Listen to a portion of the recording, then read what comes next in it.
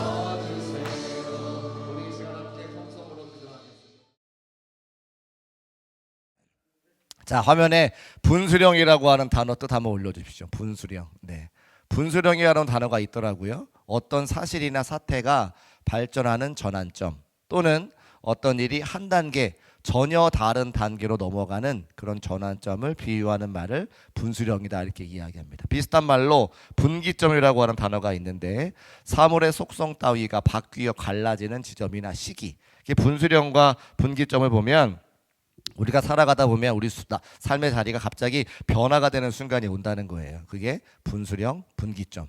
사람의 삶에도 그런 때가 있고 인간의 역사가 그런 때가 있고 교회도 그렇고 기독교 역사 가운데도 있다는 거죠. 제가 개인적으로 저의 분수령과 분기점이 언제냐면 저기 뒤에 계신 사모님 만나서 결혼하는 거죠. 청년 때는 저 혼자 몸이니까 제가 뭘 해도 크게 문제가 없었는데 이제 가정을 이루어서 책임져야 되는 식구가 생기니까 그때부터 제 마음대로 행동할 수가 없게 되는 겁니다. 또 하나의 분수령과 분기점은 큰아이를 낳았을 때, 첫째를 낳았을 때 제가 얼마나, 사실은 저는 별로 아이를 안 좋아했거든요. 아이를 안 좋아했다고 하는 걸 많이 말씀을 드렸어요. 교회 학교를 담당하고 있는 사역자이니까 늘 아이들과 함께 하는데 애들 정말 싫더라고요. 말을 안 듣잖아요. 우리 집에만 말 안 듣는 게 아니라 남의 집에 또 말을 안 들으니까 얼마나 제가 아이들이 싫은지. 근데 사역은 해야 되니까 늘 그 딜레마가 있었는데, 그런데 그게 바뀐 것은 저희 집 아이를 딱 낳으니까 이 아기가 얼마나 소중한지를 알겠는 거예요. 저는 아이들이 태어나면 정말 예쁘고 예쁠 줄 알았어요. 아이가 태어나는, 텔레비에서 보는 아이들은 다 예쁘잖아요. 눈도 크고 코도 오똑하고. 근데 태어났는데 저하고 똑같이 생긴 거 있죠. 그래서 처음에 얼마나, 우리 큰아이가 여기 없으니까 얼마나 실망했는지 몰라요. 정말 텔레비에서 봤던 눈이 크고 코가 오똑한 그런 애가 나올 줄 알았는데 저랑 똑같이 생긴 넙대대한 애가 나와가지고 얼마나 제가 근데 요즘 예뻐졌어요. 점점 애가 커가니까 이제 고등학교 졸업하고 화장하면 더 예뻐질 걸로 믿습니다. 누가 데려갈지. 네. 그런데 그렇게 큰 애가 딱 태어나니까 제가 이제 아이들을 바라보는 관점이 바뀐 거죠. 너무나 사랑스럽고 너무나 예쁜 거. 그 존재 자체가 얼굴이 예쁜 거가 중요한 게 아니고 그 아이 존재 자체가 너무나 예쁘고 내 아이가 예쁘니까 다른 아이도 너무 예쁜 거예요. 그때부터 저의 사역이 완전히 바뀌었고 내 아이가 아프면 내 몸이 아픈 것처럼 우리 사랑하는 성도님들의 자녀가 아프면 모든 부모님이 차라리 내가 아팠으면 좋겠다고 생각할 만큼 그 부모의 마음이 느껴지니까 사역이 완전히 바뀌는 거예요. 그래서 제가 부목사가 나이가 많아서 40대가 돼 다시 한번 교육부에 내려갈 때가 됐는데 교육부에 내려가서 제가 목회를 하다 보니까 이제 그 아이들이 너무나 소중한 거예요. 청년들을 데리고 또 학생들을 데리고 어디 갈 때마다 이제 부모님의 마음으로 그 아이들과 함께 하니까 아이들이 알더는 거예요. 아이들이. 제가 교육조사 사역할 때는 제가 애들을 미워하는 걸 애들이 아는 거죠. 그러니까 제 앞에 안 오는데 제가 아이들을 사랑하는 마음으로 변화가 돼서 분수령과 분기점이 지나가지고 아이들을 사랑하는 마음으로 아이들을 대하니까 아이들이 점점점 교회로 오는 걸 봐요. 언젠가 제가 한번 이제 선생님들과 함께 또 말씀 나눌 때가 있겠지만 선생님들 우리 교회에서요 여러분 학교 이제 교회 생활 하실 때도 교회 학교 생활 하실 때도 목사님이 무슨 설교했는지 기억이 안 나요. 그렇죠. 여러분 생각해 보세요. 지금 여러분의 학창 시절에 담당하시던 목사님이 무슨 말씀했는지 기억나는 사람 한 명도 없어요. 그런데 뭐가 기억이 나냐면 나를 따뜻하게 대해줬던 선생님, 내가 가면 반갑게 놀아주었던 그 교회 생각이 나는 거예요. 그래서 우리 교회 학교 아이들에게 말씀 전하는 것도 중요한데 먼저는 사람과 사람으로서 내가 그 아이들을 존중하고 사랑해주고 섬겨주는 그 따뜻함이 우리 아이들을 바깥으로 하지 않고 교회 안으로 점점 모이게 하는 것을 제가 알기 때문에 이제 그렇게 같이 말씀을 나눠보려고 합니다. 아무튼 저의 개인적인 분수령과 분기점은 사모님과 결혼하고 아이를 낳았을 때라고 하는 거죠. 성경의 예를 보면 사도 바울이라고 하는 사람 얘기해 볼까요? 사도 바울은 잘 아시는 것처럼 사울 시대가 있었을 때에 예수 믿는 사람 다 잡아다가 옥에 가두고 돌로 쳐서 죽이는 그런 역할을 하다가 다메섹에서 예수 그리스도를 만나고 그가 눈이 멀어져서 예수 그리스도와 함께 더불어 삶을 살고 하나님의 복음을 증거한 대로 변화가 되었습니다. 그러니까 그 사도 바울의 분수령과 분기점은 다메섹 도상에서 예수 그리스도를 만났을 때라고 하는 거예요. 그러면 여러분 각자에게도 내 삶의 분수령과 분기점이 언제인가 말할 수 있게 되는 거죠. 근데 기독교 역사 가운데서도 분수령과 분기점이 있는 것이 오늘 우리가 함께 읽은 말씀 사도행전 1장 6절부터 14절까지 말씀이라고 하는 겁니다. 왜 그러냐면 그때 예수님께서 부활하시고 승천하셨기 때문에 그래요. 하늘로 올라가셨기 때문에 그렇습니다. 부활하신 것도 큰 사건인데 하늘로 올라가신 것이 제자들에게 또 이 땅 가운데 기독교 역사의 분수령과 분기점인 것은 더 이상 예수님께서 우리와 함께하지 않으시기 때문에 그게 위기인 거죠. 제자들이 어떤 사람들이었느냐? 예수님과 함께 있을 때는 제자들이 많은 사역들을 감당할 수 있었어요. 근데 성경에서 보면 그 사역을 감당할 때가 예수님께서 부활 승천하신 이후라고 이야기합니다. 부활 승천하신 전에 예수님과 함께 동고동락할 때는 제자들이 예수님 잘 알아보지 못했거든요. 대표적인 사건이 하나 있는데 마태복음 17장에 가보면 예수님께서 변화산 사건이라고 해가지고 야고보와 베드로와 요한을 데리고 산에 올라가셔서 당신의 영광스러운 모습을 보여주세요. 근데 그때에 밑에 있는 나머지 제자들이 무슨 일이 있었냐면 간질병 앓고 있는 아들을 데리고 어떤 어머니가 옵니다. 제가 아까 말씀드린 것처럼 모든 부모님들은 내 사랑하는 자녀가 아프면 차라리 내가 아팠으면 좋겠다고 그 병을 고치기 위해서 모든 일들을 다 감당하시죠. 저도 옛날에 운동할 때 체육대학 간다고 운동할 때 허리가 아프니까 제가 다닐 수 있는 한의원은 다 다녔고 그리고 또 은사 집회할 때마다 아주 신유의 은사가 있는 목사님 계실 때마다 모든 집회 가가지고 제가 다 안수 받았어요. 지금도 운동을 하면 허리가 조금 아프지만 며칠 지나면 금방 괜찮아지는 것은 그때 제가 기도의 은혜가 있기 때문에 그런 걸 알고 있죠. 또 지금도 그래서 성도님들이 병들어 아프시면 그래도 믿음 가지고 주의 종을 찾아오셔서 머리에 안수해달라고 말씀하시면 제가 그 은혜가 있기 때문에 그 경험이 있기 때문에 제 안수해 드리죠. 제자들에게 간질병을 갖고 있는 아들이 어머니가 데리고 왔는데 제자들이 그 아이를 고치지를 못하는 거예요. 예수님과 함께 있을 때는 많은 기적과 이적들이 나타났는데 예수님이 산 위에 올라가시고 떨어져 있으니까 제자들이 병을 고치지 못하는 거죠. 그게 마태복음 17장 15절과 16절 말씀에 나와 있습니다. 같이 한번 읽어보겠습니다. 시작. 주여 내 아들을 불쌍히 여기소서. 그가 간질로 심히 고생하여 자주 불에도 넘어지며 물에도 넘어지는지라. 내가 주의 제자들에게 데리고 왔으나 능히 고치지 못하더이다. 아멘. 예수님과 함께 있을 때는 제자들이 병을 고쳤습니다. 예수님이 고치는 사건 옆에 있었습니다. 예수님이 산 위에 올라가시니까, 예수님과 떨어지니까 지금 이렇게 병을 고칠 수 없어서 창피한 일을 당하는 그 제자들이 이제 예수님께서 아예 부활하셔가지고 승천 하늘로 올라가셨으니까 제자들에게는 두렵고 떨리는 상황이 발생하는 거예요. 그때 두 가지의 갈림길이 있었습니다. 제자들이 선택할 수 있는 길이 있는 거죠. 옛날에 이휘재라고 하는 코미디언이 왜 일요일 밤에서 이쪽에 한쪽 선택하고 하나 선택해가지고 했던 그런 게 나와요. 똑같이 제자들에게도.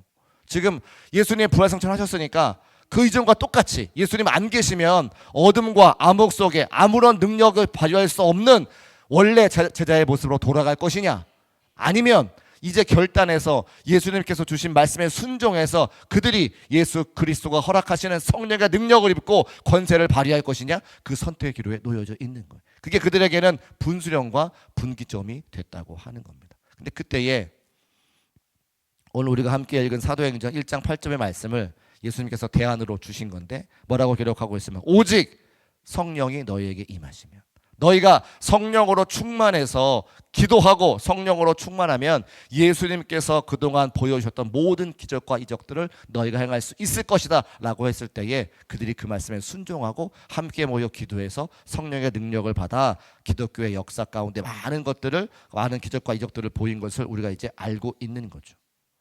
자, 사도행전 1장 14절의 말씀 같이 한번 읽어보겠습니다. 사도행전 1장 14절 시작.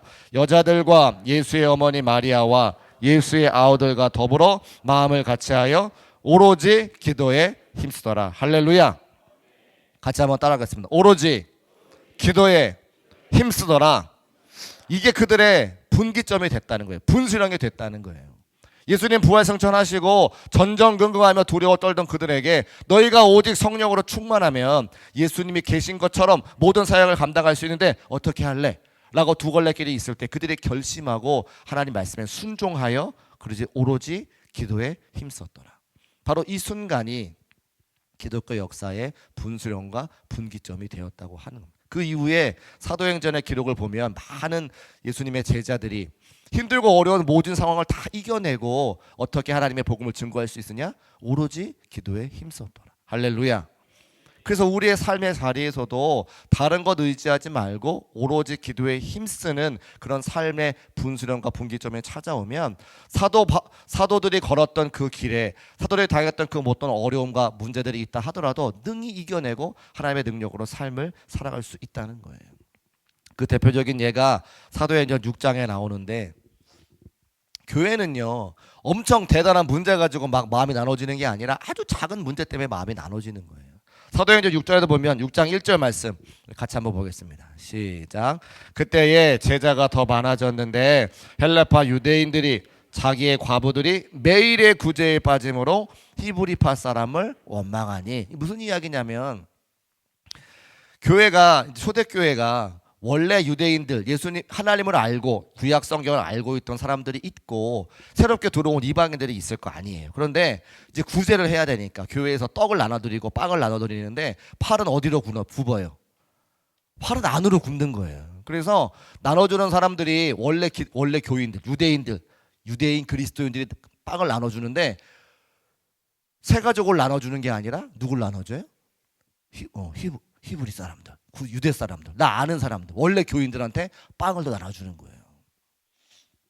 교회에서 김치찌개를 하면 돼지고기는 다 어디 가라앉아 있어요? 밑에 가라앉아 있어요. 교회에서 김치찌개를 하면 김치는 다 위에 떠 있고 돼지고기는 저 밑에 가라앉아 있어요.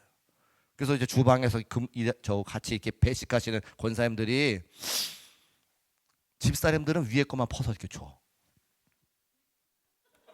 그러면 뭐만 먹어요? 김치만 먹어. 근데 제가 가잖아요. 그러면 이게 휘휘 저 이렇게. 그래서 저 밑에서 훅 해가지고 이렇게 딱 둬요. 그러면 이게 분명히 김치찌개인데 돼지고기만 나와. 김치는 안 나오고 돼지고기만 나와요. 제가 그걸 알았어요. 그래서 그때부터 우리 권사님 제가 얼마나 잘하는지 몰라요. 우리 교회 이야기 아니고 다른 교회 이야기예요. 내가 우리 교회 와서 김치찌개 아직 못 먹어본 것 같은데요. 다음에 한번 이제 김치찌개 하시면 제가 한번 보겠습니다. 무슨 이야기를 드리고 싶으냐면 사람은 다 팔이 어디로 굽어요? 안으로 굽어요. 초대교회도 마찬가지죠. 초대교회에도 새로 들어온 새가족보다 나와 함께 신앙생활 오래 했던 사람들에게 더 잘하게 돼 있는 거예요. 그것 때문에 교회가 뭐예요? 시험 들은 거예요. 근데 그때에 어떻게 했느냐, 이 시험 든 문제를 어떻게 해결하느냐, 사도들이 어떻게 하는지가 6장 3절과 4절 말씀에 나와 있습니다. 3절과 4절 같이 읽어볼게요. 시작. 형제들아,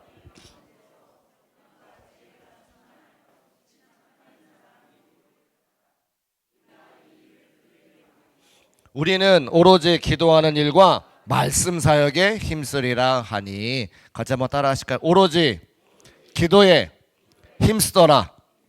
그렇죠. 마음 상했을 때에 이것을 사람과 사람이 만나서 해결하는 것이 아니라, 정치적으로 해결하는 것이 아니라, 두 사람이 한번 위로하는 것이 아니라 어떻게 해요? 오로지 기도에 힘쓰더라. 그리고 말씀에 전무하더라. 그래서 하나님의 일은, 하나님의 교회는 절대적으로 기도해야 되는 것을 꼭 믿으시기를 주의 이름으로 축복합니다. 이게 초대교회의 정신이었어요. 그래서 초대교회가 강력한 힘을 발휘할 수 있었고 전 세계에 하나님의 복음을 전할 수 있었습니다. 여러분의 가정 가운데 어떤 문제가 있다면 오로지 기도에 힘쓰시기를 주의 이름으로 축복합니다.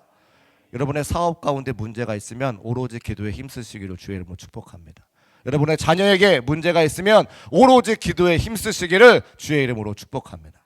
그래도 우리 교회는 그렇지 않은데요.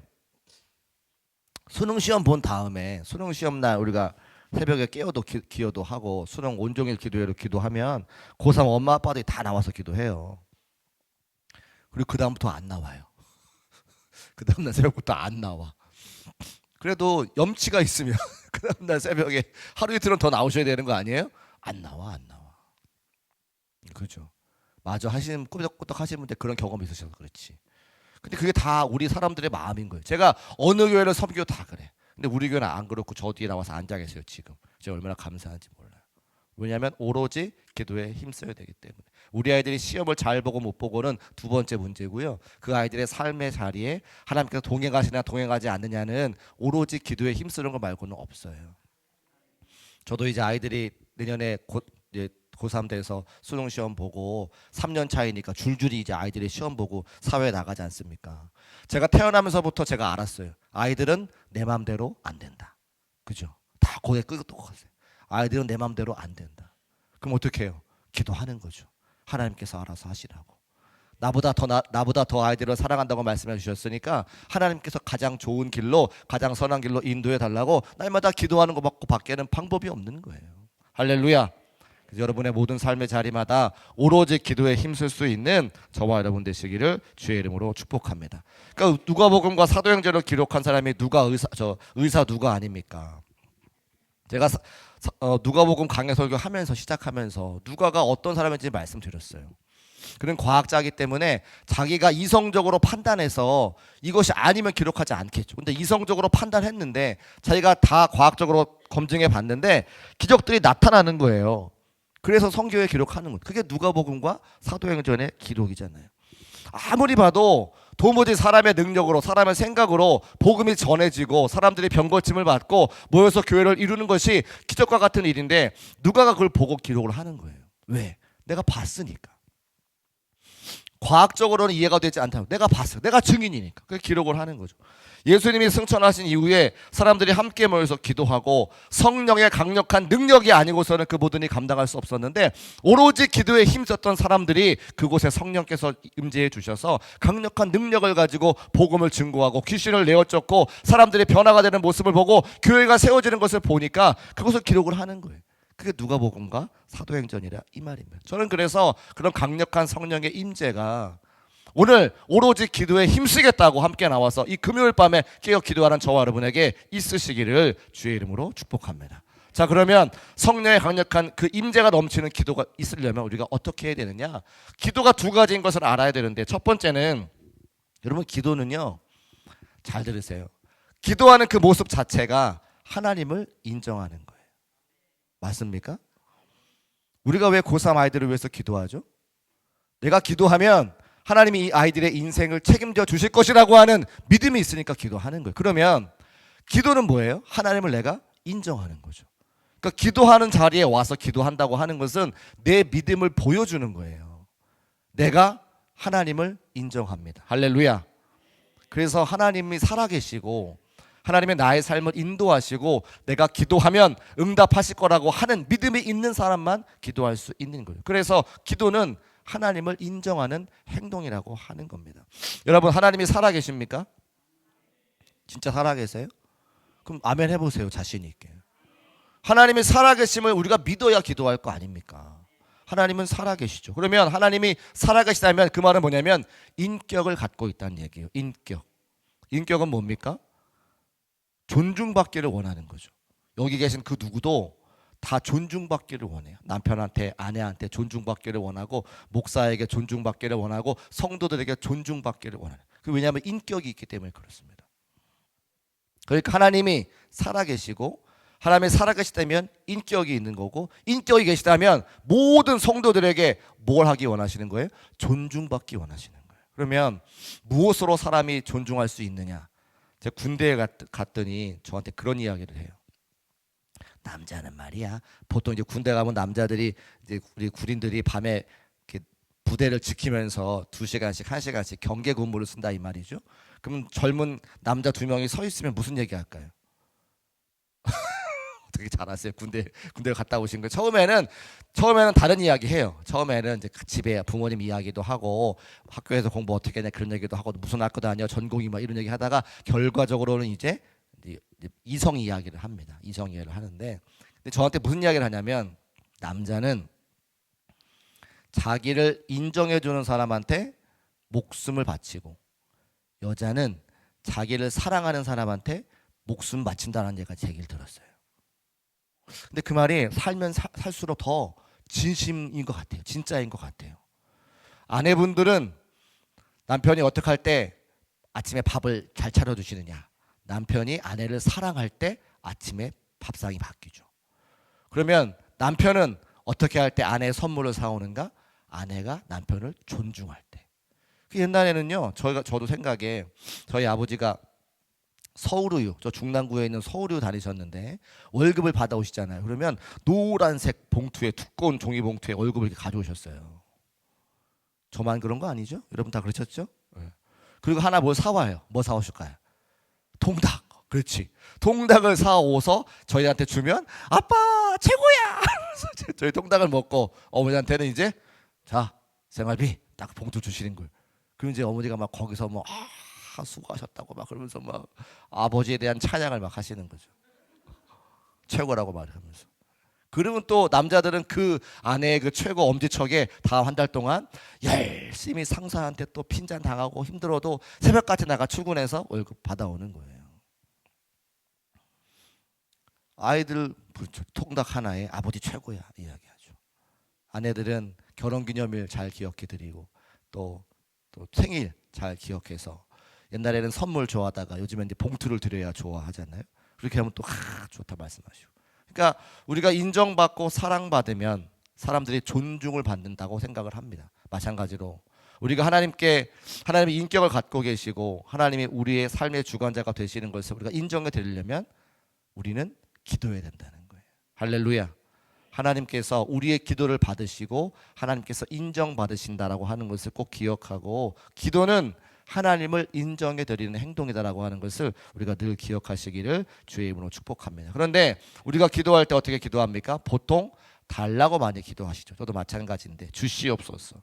근데 시편에 보니까 시편 기자가 이렇게 기록한 것이 보여져요. 116편 1절과 2절 말씀, 우리의 기도와 조금 다른데 같이 한번 읽어보겠습니다. 시작. 여호와여, 내 음성과 내 간구를 들으심으로 내가 그를 사랑하는도다. 그의 귀를 내게 기울이셨으므로 내가 평생에 기도하리로다. 아멘. 여호와께서 내 음성과 내 간구를 들으심으로. 음성은 뭘까요? 찬양이라고 볼 수 있겠죠. 간구는 뭘까요? 기도라고 볼 수 있겠죠. 내가 그를 사랑하는, 내가 하나님을 사랑합니다 라고 표현하는 찬양과 기도를 올려드릴 때에 하나님께서 당신의 귀를 우리에게 기울이신다 기록하고 있죠. 그러니까 달라고 하는 기도도 필요하겠지만 우리가 하나님 앞에 받을 은혜와 사랑을 기억하고 찬양과 간구를 올려드릴 때에 하나님께서 우리에게 귀를 기울이시고, 내가 그것이 기쁘고 감사해서 하나님을 인정하고 존중해 드리는 게 감사해서 평생에 기도하게 된다고 시편 기자가 고백하고 있습니다. 달라고 간구하는 기도도 필요하고 하나님께서 허락하신 모든 것을 기억하고 감사와 찬송 드릴 수 있는 우리 중국교회 모든 성도의 삶이 되시기를 주의 이름으로 축복합니다. 두 번째는, 기도는 하나님을 인정해 드리는 것도 이면서 하나님을 의지한다라고 하는 표현의 방식인 거죠. 우리가 기도가 능력이 되기 위해서는 하나님을 전적으로 신뢰하고 의지해야 되는 거예요. 우리가 마음 가운데 하나님보다 더 의지하는 존재가 있는데 하나님께 아무리 기도한들 하나님께서 우리의 기도를 들으시겠습니까? 하나님만 전적으로 신뢰하고 믿고 구해야 하나님께서 우리에게 응답으로 역사하시지. 마음 가운데는 다른 거 의지하면서, 마음 가운데는 자녀 의지하면서, 마음 가운데는 물질 의지하면서, 마음 가운데는 건강 의지하고, 마음 가운데는 내 지식과 내 힘과 내 주먹 의지하면서 하나님께 의지한다고 기도하면 하나님께서 우리 마음을 모르실까요? 그러니까 기도는 뭐냐면 내가 전적으로 하나님을 신뢰하고 하나님을 의지한다고 하는 표현이라고 하는 거예요. 절박하면 절박할수록, 내가 세상에 나를 도울 사람이 없으면 없을수록, 내가 가진 게 아무것도 없으면 없을수록 더 어떻게 해집니까? 하나님께 절박하게 기도할 수밖에 없는 거죠. 제가 삶을 살아보니까 그렇더라고요. 부모님의 밑에 있을 때는 부모님이 다 해결해 주시니까 부모님이 하나님보다 더 위에요. 그런데 부모님이 더 이상 해결해 줄 수 딱 없으니까 제가 무릎을 꿇더라는 거예요. 하나님 앞에. 하나님, 나 좀 살려주세요. 나 좀 도와주세요.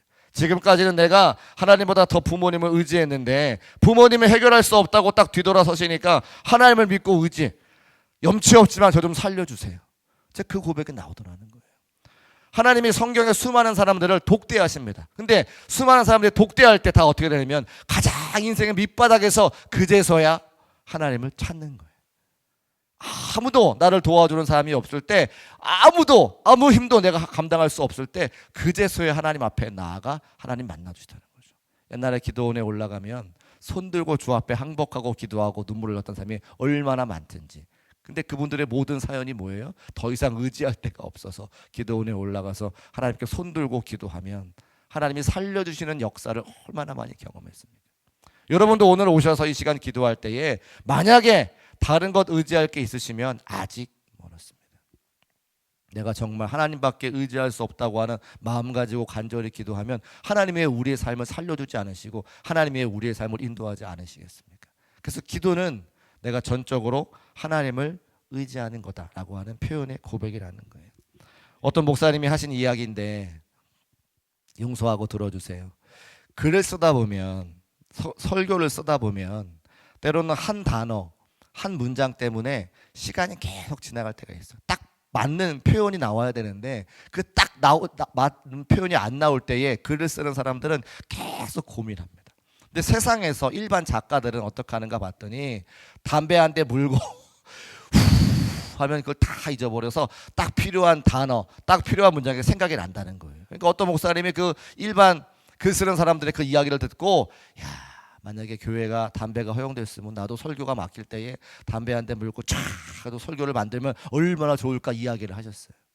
또 교회 안에서 스트레스 받는 일이 많은데 특별히 성도와 성도 간에 다툼이 있거나 성도 여러분들 때문에 뭐 목회자가 힘이 들면 여러분 댁에 들어가셔서 뭐 만약에라도 뭐 사랑하는 아내와 남편과 함께 맥주 한잔 마시면서 이런 얘기 저런 얘기하고 스트레스 팍 풀 수 있잖아요.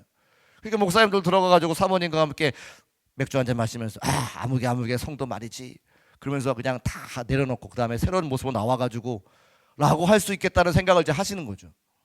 그런데 그 말씀을 감안하시면서 그럼에도 불구하고 담배와 술로 해결하지 말아야 될 것은 우리가 세상 것으로 그 문제를 해결하면 하나님을 언제 찾겠는가라고 하는 생각이 드시더라는 거예요. 목회를 하다 보면 이제 골프를 같이 치자고 하시는 분들이 간혹 계십니다. 골프를 같이 하재요. 근데 저는 평생에 골프를 같이 할 생각은 전혀 없습니다. 여러분들과 함께. 저에게 아직 말씀도 하지 마세요. 왜냐하면 골프가 재밌는 걸 알기 때문에 그래요. 여러분, 목사가 하나님보다 더 즐겨하는 것이 생기면 그때부터 타락하는 거예요. 골프가 더 재밌는 거 알고 세상에 더 재밌는 게 알지만 일부러 하지 않는 거죠. 왜요? 세상의 향락을 즐기고 세상을 의지하면 하나님을 언제 찾습니까? 그런 신앙의 절개가 있어야 목회할 수 있지 않는 거예요. 여러분도 마찬가지입니다. 우리 삶의 자리에 하나님보다 더 의지할 게 있으면 하나님 우리와 함께하지 않으신다는 거예요. 하나님만 전적으로 신뢰하고 의지할 수 있는 저와 여러분 되시기를 주의 이름으로 축복합니다. 그것이 우리가 기도하는 행동이래요. 내가 하나님을 전적으로 신뢰합니다. 나는 하나님밖에 없습니다 라고 내가 믿음의 고백을 할 때에 진짜 기도할 수 있다고 하는 거죠. 오늘 말씀을 정리하고 함께 기도하기를 원하는데요, 성령님의 능력을 받아 기도하는 초대교회 성도들은, 제자들은 강력한 그들의 삶의 자리에 여러 가지 열매들이 있었습니다. 근데 요즘 신앙생활하는 성도님들을 바라보면 여러 가지 문제로 또 삶의 힘든 여러 가지 어려움 때문에 기도하지 못할 때가 있는 것을 제가 보게 되죠. 근데 아니요, 세상을 의지하지 말고 오히려 하나님께 나와서 하나님께 전적으로 신뢰하고 의지하면, 하나님을 인정해 드리면 하나님께서 왜 우리에게 응답 주시지 않겠는가라는 생각을 저는 합니다. 오로지 기도에 힘쓰더라. 다른 거 다 잊어버려도 여러분의 삶의 문제 앞에, 해결하지 못하는 많은 어려움 앞에 오로지 기도에 힘쓰더라.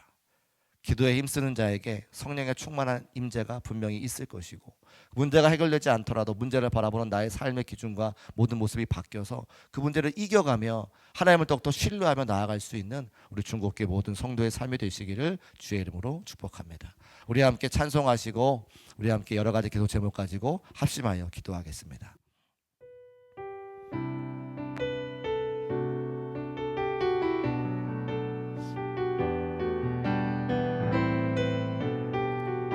함께 찬송하겠습니다. 전능하신 나의 주 하나님은, 전능하신 나의 주 하나님은 능치 못하실 일 없네.